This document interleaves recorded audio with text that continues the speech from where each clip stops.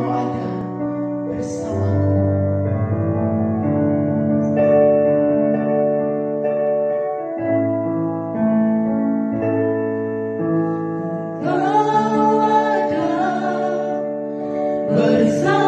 Bersamaku di setiap musim hidupku,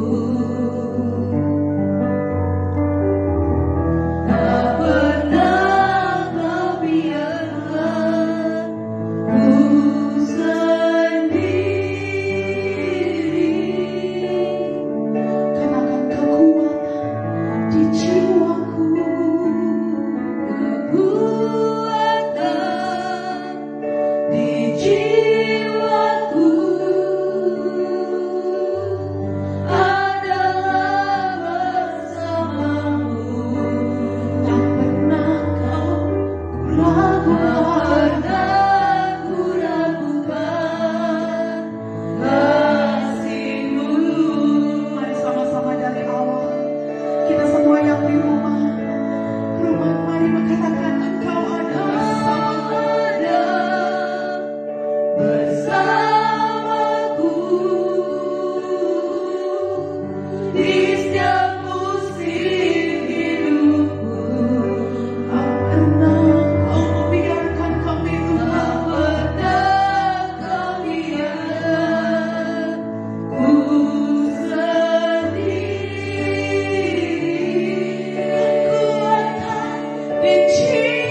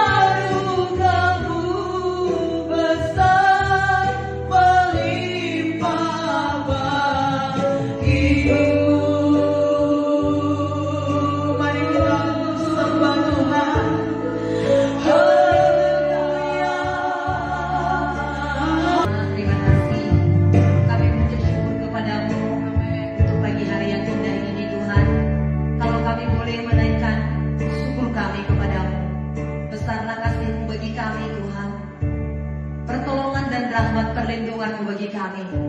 Hingga pagi hari ini kami boleh tiba di hari yang indah, hari yang luar biasa. 12 Juli 2021 Tuhan. Hari yang Kau berikan bagi kami boleh menghadap tahta hadirat Tuhan. Ditinggikan dan dimuliakanlah Tuhan. Kiranya segala pujian penyembahan kami yang kami persembahkan kepada Tuhan sungguh berkenan kepadamu ya Tuhan. Diberkatilah Tuhan. Ditinggikanlah Engkau. Dengan apakah kami balas segala kebaikan-Mu Tuhan. Tidak ada yang dapat kami lakukan selain daripada memuji-muji dan menyembah Tuhan. Saat ini Tuhan kami akan membaca firman-Mu. Berbicaralah Tuhan bagi kami. Urapi kami Tuhan, tolong kami. Biarlah waktu yang singkat ini kami pergunakan untuk sungguh-sungguh memuliakan Tuhan. Dan kami diberkati oleh Bapa. Syukur bagi-Mu Tuhan. Haleluya. Amin. Amin. Saudara yang dikasihi dalam nama Tuhan Yesus, untuk hari ini kita bersyukur saudaraku karena ada anak-anak Tuhan, hamba-hamba Tuhan bersama-sama dengan kita dan ini kita memuji dan menyembah Tuhan, saudara yang kasih. Sekarang kita akan membaca firman Tuhan untuk boleh memberkati kita semuanya. Kita akan membaca dari Kisah Para Rasul 17, saudaraku. Kita baca firman Tuhan yang akan memberkati kita semuanya. Bisakah saudara nikmati hadirat Tuhan di rumah saudara semuanya? Bisa saudaraku, saudara nikmati hadirat Tuhan? Haleluya, puji Tuhan. Ya, kiranya saudara boleh menikmati jamahan Tuhan, kasih Tuhan yang begitu luar biasa. Tuhan memberkati kita semua. Terima kasih buat lobi-lobinya, terima kasih buat jempolnya. Tuhan memberkati. Tandanya kita respon, saudara, tanda saudara respon dan semuanya baik. Haleluya, diberkatilah saudara semuanya yang datang pada saat ini dalam 2 pagi bersama dengan Ibu Esther, saudaraku. Dan kita sudah memuji dan memuliakan Tuhan. Kita akan baca firman Tuhan dari Kisah Para Rasul 17 ayat yang pertama sampai ayat yang ke-15.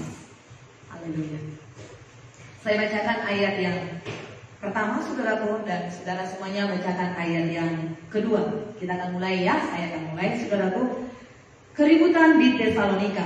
Paulus dan Silas mengambil jalan melalui Antipolis dan Apolonia dan tiba di Tesalonika. Di situ ada sebuah rumah ibadat orang Yahudi. Seperti biasa, Paulus masuk rumah ibadat itu. 3 hari Sabat berturut-turut ia membicarakan dengan mereka bagian-bagian dari kitab suci. Ia menerangkan kepada mereka dan menunjukkan bahwa Mesias harus menderita dan bangkit dari antara orang mati. Lalu ia berkata, inilah Mesias, yaitu Yesus yang kuberitakan kepadamu. Beberapa orang dari mereka menjadi yakin dan menggabungkan diri dengan Paulus dan Silas, dan juga sejumlah besar orang Yunani yang takut kepada Allah, dan tidak sedikit perempuan-perempuan terkemuka. Tetapi orang-orang Yahudi menjadi iri hati, dan dengan dibantu oleh beberapa pejabat dari antara petualang-petualang di pasar, mereka mengadakan keributan dan mengacau kota itu.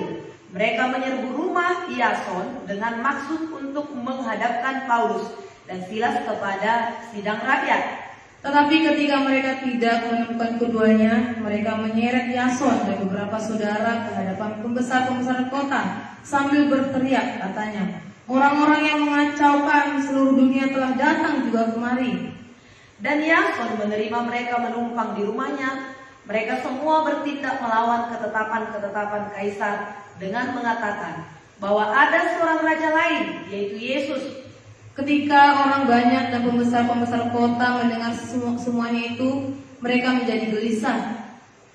Tetapi setelah mereka mendapat jaminan dari Yason dan dari saudara-saudara lain, mereka pun dilepaskan. Paulus dan Silas di Berea. Tetapi pada malam itu juga segera saudara-saudara di situ menyuruh Paulus dan Silas berangkat ke Berea. Setibanya di situ, pergilah mereka ke rumah ibadat orang Yahudi. Orang-orang Yahudi di kota itu lebih baik hatinya daripada orang-orang Yahudi di Tesalonika, karena mereka menerima firman itu dengan segala kerendahan hati, dan setiap hari mereka menyelidiki kitab suci untuk mengetahui apakah semuanya itu benar demikian? Banyak di antara mereka yang menjadi percaya, juga tidak sedikit di antara perempuan terkemuka dan laki-laki yang Yunani. Tetapi ketika orang-orang Yahudi dari Tesalonika itu tahu bahwa juga di Berea telah diberitakan firman Tuhan oleh Paulus, datang jugalah mereka ke sana menghasut dan menggelisahkan hati orang banyak. Tetapi saudara-saudara menyuruh Paulus segera berangkat menuju ke pantai laut. Tetapi Silas dan Timotius masih tinggal di Berea. Bersama-sama 15:2-3. Ya. Orang-orang yang mengiringi Paulus menemaninya sampai ke Athena, lalu kembali dengan pesan kepada Silas dan Timotius supaya mereka selekas mungkin datang kepadanya. Amin. Puji Tuhan, saudara yang dikasih dalam nama Tuhan Yesus. Ya, setelah kita mengikuti perjalanan Paulus ini, saudara yang dikasih, betapa dia dengan bergairah, dengan bersemangat, saudara yang dikasih, untuk terus memberitakan Injil Tuhan. Dikatakan di sini Paulus dan Silas mengambil jalan melalui Amfipolis dan Apolonia dan tiba di Tesalonika. Di situ ada sebuah rumah ibadat orang Yahudi, ya, dan ia mengajar di sana. Kemana Paulus itu pergi, saudara, selalu dia pergi ke rumah ibadat, saudara yang kasih. Selain daripada pelayanan pribadi, keluarga-keluarga, Paulus itu juga, ya saudaraku, datang ke rumah-rumah ibadat, dan dia di situ mengajar, dia di situ menyampaikan firman Tuhan. Sehingga dikatakan di sini ada banyak orang yang percaya kepada pemberitaan Paulus itu. Banyak perempuan-perempuan yang datang, saudaraku, untuk mendengarkan firman Tuhan, bahkan mereka percaya kepada Tuhan. Tetapi saudaraku, ada orang-orang yang iri hati, ada orang-orang yang membenci, bahkan mereka menghasut, saudaraku, ya, orang-orang lain, bagaimana supaya mereka mengadakan mengacaukan kota itu. Nah, beberapa hari yang lalu kita baca firman Tuhan, saudara yang kasih, ada juga perempuan yang punya roh tenung. Dengan tenungannya, tuan-tuannya mendapat hasil yang begitu banyak daripada perempuan ini. Tetapi ketika Paulus, saudara yang kasih, rasul-rasul itu memberitakan firman Tuhan, mereka bertobat, mereka mengikut Tuhan. Akibat daripada orang-orang yang begitu banyak bertobat, saudara yang kasih, para pembesar-pembesar takut, wah kalau begini hilang dong nanti pengikut kami. Akhirnya mereka menyeret Paulus. Demikian juga di sini kita melihat, saudaraku, bagaimana pemberitaan Paulus itu disertai dengan kuasa Tuhan, disertai dengan mujizat. Tetapi ada aja orang yang tidak suka. Siapakah orang yang tidak suka itu? Adalah orang-orang yang iri hati. Oleh sebab itu, supaya pada saat ini kita terus membuka hati kepada Tuhan, mari kita miliki hati yang berkenan kepada Tuhan, hati yang tulus, hati yang memuliakan Tuhan, hati yang terbuka, hati yang rendah, hati yang bersih di hadapan Tuhan. Nah, sehingga kita memiliki hati itu, sehingga kita membuka hati kepada Tuhan dan hati kita berkenan kepada Tuhan. Dan kalaupun mungkin kita melakukan pemberitaan firman Tuhan atau mempertahankan iman percaya kita kepada Tuhan, ada orang-orang yang iri hati kepada kita, ada orang-orang yang sengaja menghambat pelayanan kita. Mungkin kita ketika pergi ke tempat saudara, teman, sahabat, lalu kita berbincang-bincang tentang firman Tuhan, tiba-tiba ada orang yang gak suka menghambat cerita kita. Cerita maksudnya kita udah bercerita tadi tentang firman Tuhan, menghambat, menghalang-halangi, mengalihkan ceritanya, sehingga kita terganggu. Saudara yang kasih, tidak usah takut. Sudah disampaikan terlebih dahulu dalam firman Tuhan ini. Tidak usah kecewa. Tidak semua orang yang mendengarkan kita itu langsung setuju atau mendukung. Tetapi sepanjang kita melakukan firman Tuhan ini, saudara yang kasih, Tuhan menyertai kita. Roh Tuhan meneguhkan, Roh Tuhan akan menguatkan, Tuhan akan membuka jalan. Dan dari pemberitaan kita itu pasti akan selalu ada orang yang membuka hati. Dikatakan di sini tidak sedikit daripada perempuan-perempuan terkemuka datang dan mereka menjadi percaya kepada Tuhan. Mereka menjadi percaya kepada pemberitaan Paulus itu. Bagaimana Paulus menceritakan siapa itu Yesus? Yesus itu yang datang menjelma menjadi manusia, dia mati di kayu salib. Dia berbilur-bilur untuk menyembuhkan segala penyakit kita. Dia naik ke surga menjadikan tempat bagi kita. Ada orang yang tidak percaya, ada ini raja yang lain, Yesus katanya namanya. Begitu saudara. Lalu ayat 10 dikatakan, tetapi pada malam itu juga segera saudara-saudara di situ menyuruh Paulus dan Silas berangkat ke Berea. Setibanya di situ pergilah mereka ke rumah ibadat orang Yahudi. Orang-orang Yahudi di kota itu lebih baik hatinya daripada orang-orang Yahudi di Tesalonika, karena mereka menerima firman itu dengan segala kerendahan hati, dan setiap hari mereka menyelidiki kitab suci untuk mengetahui apakah semuanya itu benar demikian. Memang harus seperti inilah kehidupan kita, saudaraku. Harusnya seperti inilah kehidupan anak-anak Tuhan yang percaya kepada Tuhan. Harusnya seperti inilah kehidupan orang-orang Kristen yang mengatakan dia percaya kepada Tuhan. Hidup yang suka menyelidiki firman Tuhan. Jangan hanya katanya, jangan hanya kata orang, jangan hanya kata hamba Tuhan. Kalau hamba Tuhan berkata, selidiki firman Tuhan, apakah benar demikian? Setiap hari mereka menyelidiki kitab suci untuk mengetahui apakah benar demikian. Rajin kita membaca firman Tuhan. Kalau kita mengikuti tiap-tiap hari di doa pagi bersama dengan Ibu Esther seperti ini, tiap hari nanti kitab perjanjian baru akan kita selesaikan. Karena waktu sedemikian, maka saudara kekasih, cukuplah perjanjian baru dulu kita baca. Nanti siang, nanti malam kita baca perjanjian lama. Sehingga 1 tahun penuh Alkitab ini kita baca. Selesai 1 tahun Alkitab ini kita baca. Kalau tiap-tiap hari kita baca, kita renungkan, kita selidiki, sehingga kita menjadi anak Tuhan, tidak dibodoh-bodohi. Bukan orang yang keliru. Kenapa dibodoh-bodohi? Karena nggak tahu firman Tuhan. Padahal semua sudah tertulis di sini. Oleh sebab itu, saudara kekasih, biarlah hati kita lebih terbuka kepada Tuhan. Kita selidiki firman Tuhan. Kita renungkan firman Tuhan dalam kehidupan kita. Ini firman Tuhan yang memberkati kita pagi hari ini, saudaraku. Kiranya firman Tuhan ini meneguhkan kita semuanya. Haleluya.